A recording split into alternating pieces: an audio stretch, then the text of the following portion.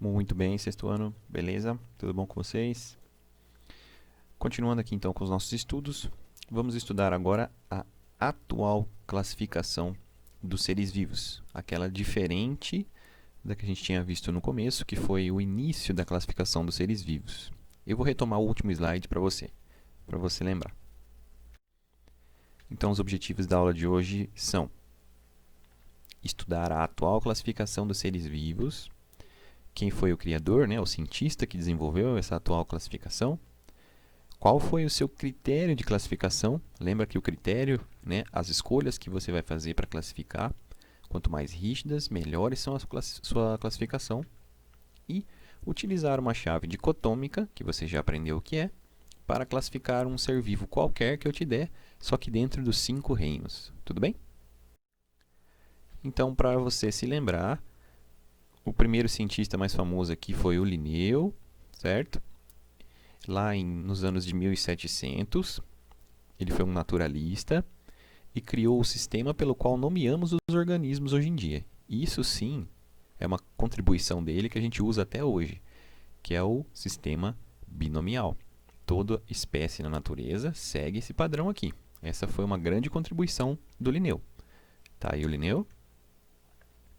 Ele foi o pai desse corpo de estudos, né? A taxonomia. Ele é o pai da taxonomia, que significa a ciência das classificações, né?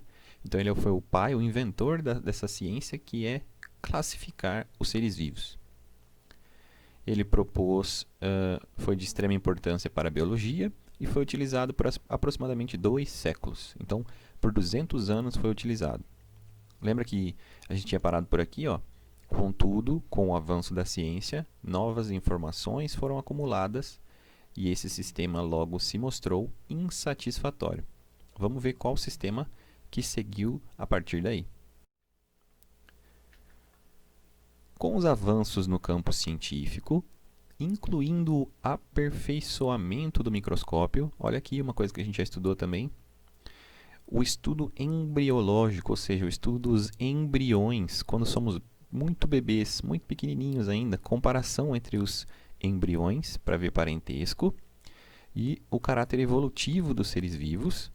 A escolha de critérios foi se tornando cada vez mais rigorosa. Lembra? Então, quanto melhor o seu critério, melhor a sua classificação. Daí, lá em 1969, esse cientista chamado Whittaker, está aqui, desenvolveu um sistema de classificação dos seres vivos em 5 grandes reinos, com base não em um, mas em vários critérios. Então, olha a diferença dos critérios do Whittaker. Quais foram os critérios dele? O número de células que o organismo tem, a presença ou ausência de membrana nuclear, né, se tem núcleo verdadeiro ou não, e o tipo de nutrição, se é autótrofo, se é heterótrofo, etc. Então, esses foram os critérios do Whittaker, lá em 1969. Depois disso, outros cientistas ainda deram contribuições para ele, né? Principalmente por uma ciência nova chamada genética. E contra essa a gente não tem argumento. A genética não mente, né? Então, se 2 organismos eram muito parecidos e foram colocados no mesmo grupo, a genética podia mostrar se eles realmente eram parentes próximos ou não. Tipo o avestruz da ema, da siriema, do emu, do casuar, certo? São todos muito parecidos. Mas será que são parentes geneticamente falando? Será que eles são próximos? São primos? Essa discussão ainda continua entre os estudiosos e novas maneiras de classificar os seres vivos ainda poderão surgir. Lembra que a ciência não acaba nunca, né? Ela pode sempre evoluir para melhor. Então aqui está a atual classificação dos seres vivos, que nós vamos adotar nesse livro, né, em 5 reinos. Já existem outros jeitos de classificar os seres vivos, mas ainda vamos adotar nesse livro, né? Há muito tempo a gente estuda os 5 reinos. Assim, segundo esse critério, os seres vivos podem ser agrupados da seguinte maneira. Então aqui a gente tem tipo uma tabela, né, que representa uma chave dicotômica. Não é necessariamente uma chave dicotômica, mas eu trouxe uma também para você ver. Então como é que você faz? Começa por aqui de onde eu estou. Eu escolhi um animal qualquer, que eu não sei a classificação dele, mas eu vou escolher um que você sabe para a gente seguir e acertar. Por exemplo, vou escolher um gato, por exemplo. Vamos lá.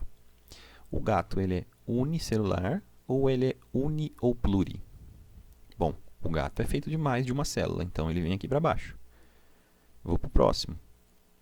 Ele tem membrana nuclear ou ele não tem membrana nuclear? Bom, o gato é eucarionte, ele tem núcleo verdadeiro. Então vamos seguir reto aqui. Como é que é a nutrição dele? É autótrofa e heterótrofa, quase exclusivamente saprófita. Lembrando que os numerozinhos aqui estão aqui no índice para te ajudar, tá? Nutrição heterótrofa ou nutrição autótrofa? Bom, o gato não fabrica o próprio alimento. Teria que ser uma nutrição heterótrofa. Sigo por aqui. Aonde é que eu caí?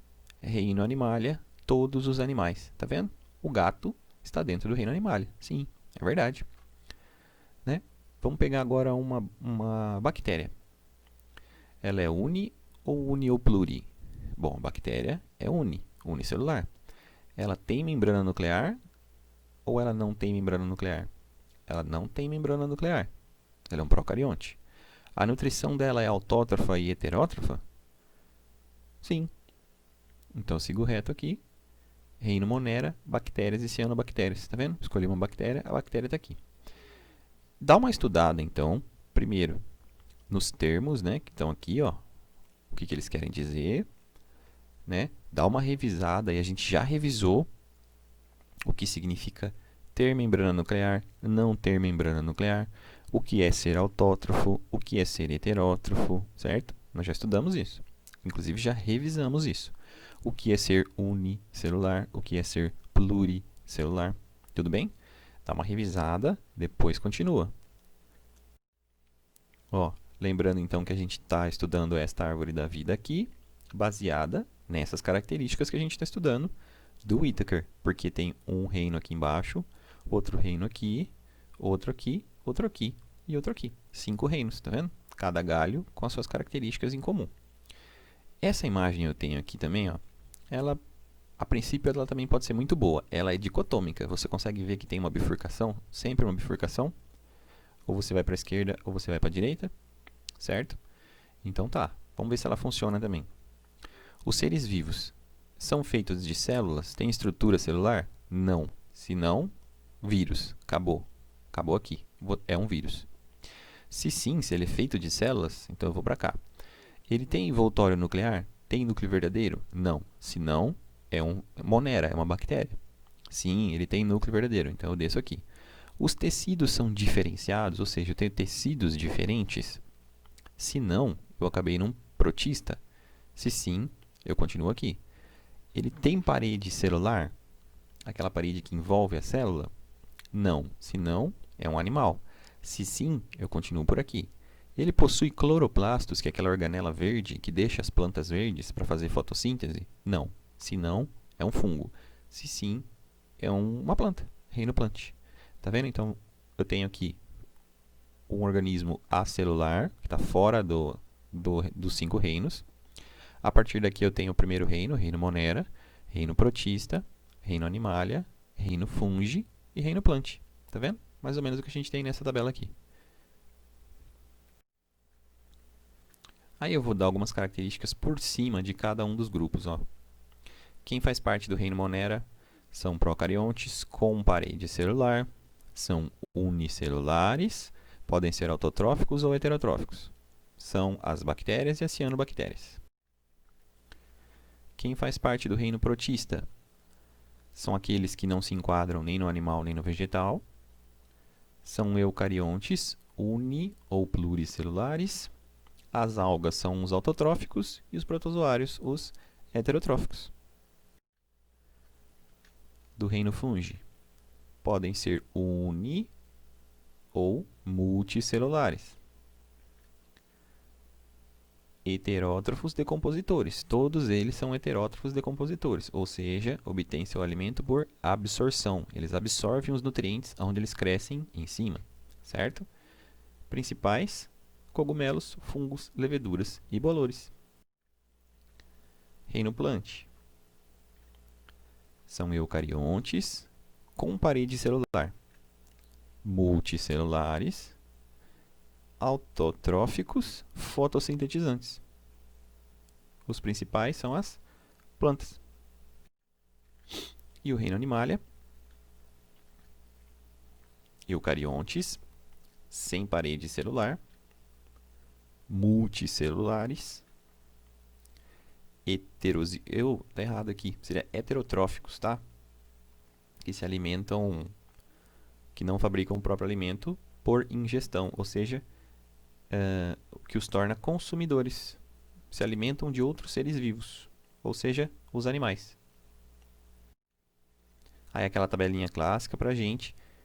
Lembra que você precisa saber diferenciar entre autótrofo e heterótrofo, entre uni e pluricelular e entre pró e eucarionte. É seu papel já conhecer todos esses termos aqui, tudo bem? Depois a gente pode ir juntos, de novo, colocando aqui, distribuindo as características, mas a gente já fez isso na aula de revisão. Eu posso, de novo, voltar com você. Podemos fazer uma aula síncrona, certo? Prepara uma tabela dessa aqui, então, que na próxima aula síncrona a gente pode fazer juntos. E é isso aí, se você chegou até aqui, estudou um pouquinho a classificação atual dos seres vivos e o que ela difere da classificação antiga, quem foi o criador, quais foram os critérios de classificação dele, então foi mais de um, o que torna ela mais rigorosa, que é melhor para classificar os seres vivos, e saber usar uma chave dicotômica para classificar os seres vivos nos 5 reinos. Beleza? Se você chegou até aqui, estudou um pouquinho disso, a gente atingiu os objetivos da aula, a gente se vê na próxima.